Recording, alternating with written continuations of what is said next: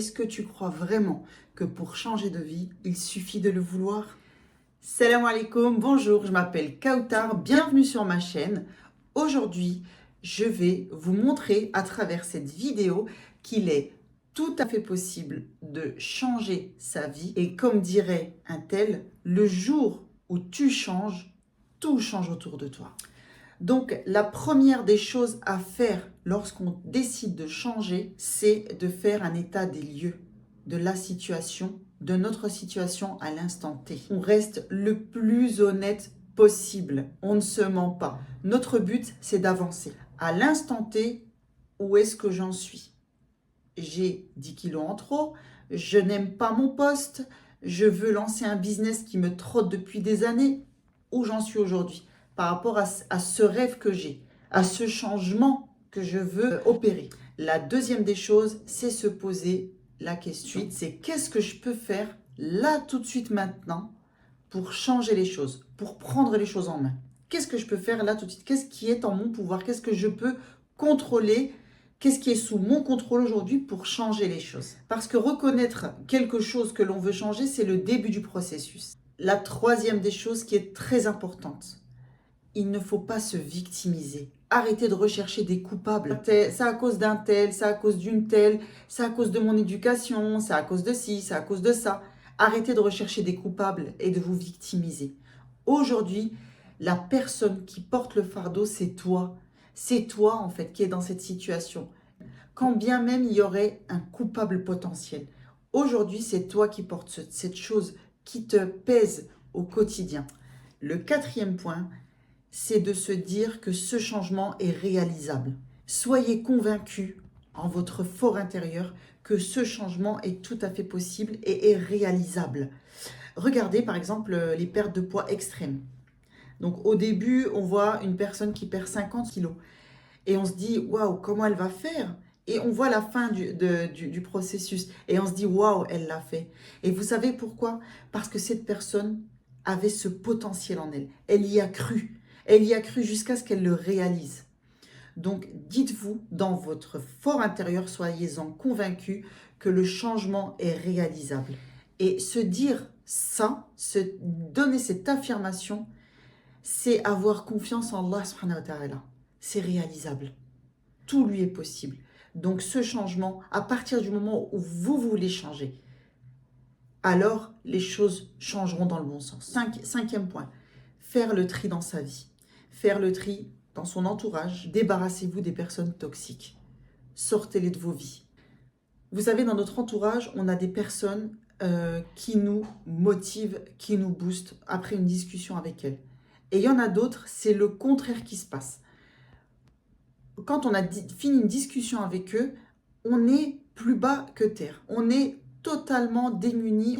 On ne fait que ressasser du négatif. Donc, gardez les personnes, entourez-vous de personnes qui vous tirent vers le haut. Faire le tri littéralement chez soi. Épurez votre cuisine, votre espace de vie, votre salon, votre chambre et revoyez la disposition de vos meubles. Ça aide à avoir les idées claires. Épurer son espace, c'est avoir les idées claires. Triez vos vêtements. On le sait tous, on a tous dans nos dressings des vêtements qu'on n'a pas mis depuis et qu'on n'a peut-être même jamais mis.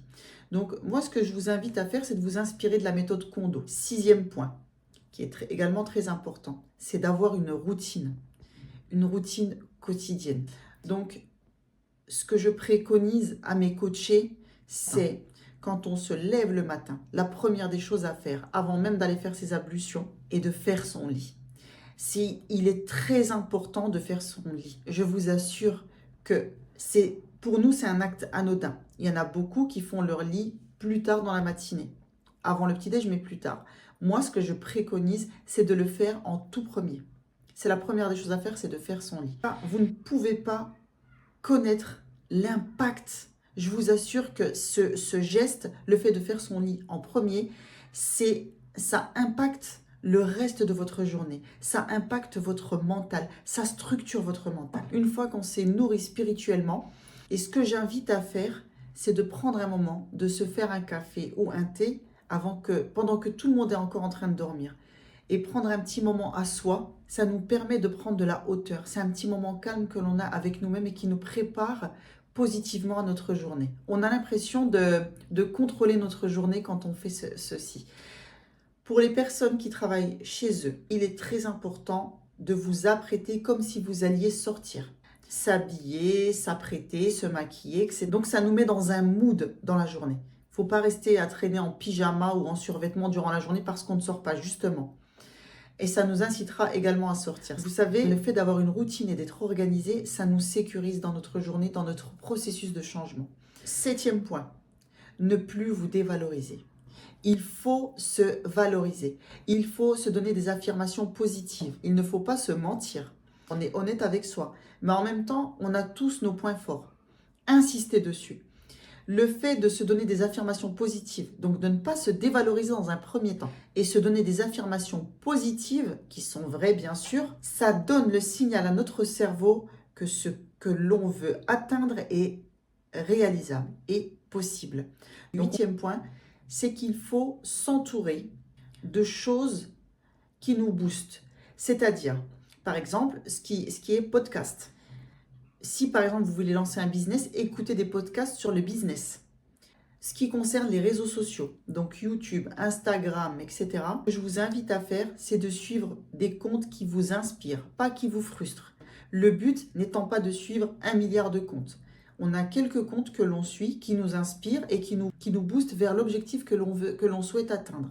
Il faut faire très attention au temps que l'on passe sur les réseaux sociaux. Donc même si c'est pour la bonne cause, entre guillemets, ça reste du divertissement. Donc si on se donne 30 minutes, on se donne un temps que l'on respecte sur les réseaux sociaux. Et on ne dépasse pas ce temps. Et faire en sorte que ce temps de divertissement soit un temps qui soit bénéfique et productif. C'est pour ça que je vous invite à suivre des comptes qui vont vous booster. 9e point, il faut sortir, prendre l'air dans la journée. C'est un temps pour vous ressourcer. 10e point, faire du sport. Il est très important de faire du sport. Je vous assure que je vous dis ça, j'étais quelqu'un qui détestait le sport. J'avais une aversion totale pour le sport. Et pourtant, force est de constater que le sport nous permet de repousser nos limites et nous aide énormément dans notre processus de changement. Pour les personnes qui détestent ça, commencez par quelque chose que vous aimez, par exemple de la marche, par exemple faire du yoga, faire de la danse, faire quelque chose qui puisse nous faire bouger au quotidien. Également, la chose que j'invite à faire, d'inclure une habitude dans sa vie. Une habitude que l'on va tenir sur 30 jours. C'est comme un challenge qu'on se donne. Donc par exemple, quand on parlait justement juste avant du sport, les personnes qui ne font jamais de sport, par exemple, vous pouvez vous dire, à partir d'aujourd'hui, et ce pendant 30 jours, je vais marcher chaque jour une marche rapide pendant 30 minutes ou plus. Par exemple, vous prenez du café sucré, et bien vous vous dites, à partir d'aujourd'hui, et ce pendant 30 jours, je vais supprimer le sucre de mon café, tout simplement. Et vous vous y tenez. Le fait d'inclure une nouvelle habitude et de s'y tenir avec donc quelque chose de challengeant et de s'y tenir même aussi petite soit-elle, ce challenge que vous voulez inclure. Le fait de le tenir sur 30 jours, je vous assure, ne négligez pas les petits changements comme ceci que vous pouvez effectuer. Parce que c'est toujours une histoire de donner des signaux à votre cerveau. Le signal que vous donnez à votre cerveau à ce moment-là, c'est que si vous avez réussi à faire ça, en fait, vous donnez à votre cerveau le signal que vous pouvez faire encore d'autres challenges et d'autres défis et des défis de plus en plus grands. C'est un cercle vertueux, ça va donner l'effet boule de neige. Incluez une habitude et tenez-vous-y. Le dernier point qui est le plus important, c'est que pendant votre processus et que vous suivez toutes les étapes que je vous ai données, c'est d'invoquer Allah subhanahu wa ta'ala. Invoquez-le de jour comme de nuit. Invoquez-le pour qu'il vous facilite votre processus de changement. C'est puissant, je vous assure, c'est puissant. Et je conclurai en vous disant que quand on souhaite changer des choses chez soi pour changer de vie, en fait, tout simplement, c'est qu'on déclare la guerre à notre nafs. Ça s'appelle le jihad al-nafs.